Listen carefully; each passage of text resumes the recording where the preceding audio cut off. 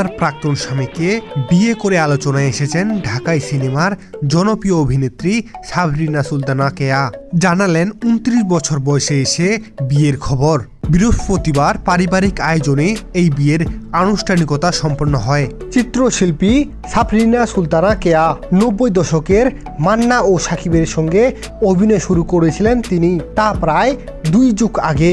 গতকাল বৃহস্পতিবার ২৮শে নভেম্বর মধ্যরাতে ফেসবুক পোস্টের মাধ্যমে খবরটি জানান এই নায়িকা।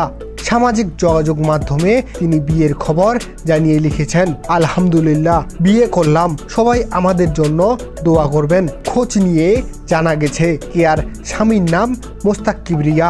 তিনি পেশায় একজন ব্যবসায়ী। তবে মোস্তাকের এটি প্রথম বিয়ে নয়।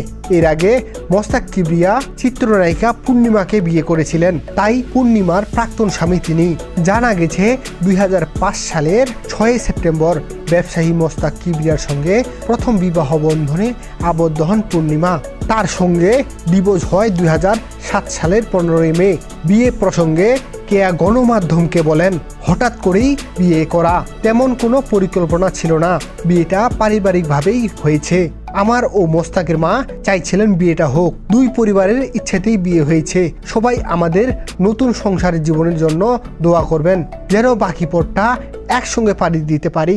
প্রেম নাকি পারিবারিকভাবে বিয়ে হয়েছে জানতে চাইলে কেয়া বলেন, সম্পূর্ণ পারিবারিকভাবে বিয়ে হয়েছে। বিয়ের প্রস্তুতির জন্য আমিও সময় পাইনি।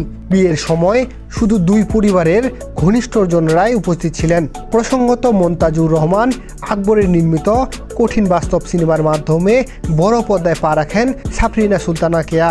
একটানা সিনেমায় অভিনয় করেন। নায়ক হিসেবে পান মান্না, রুবেল, আমির খান, রিয়াজ ফেরদৌস, সাকিব খানদের মতো তারকাদের। জানা যায় পারিবারিক কারণে লম্বা বিরতিতে যান কেয়া।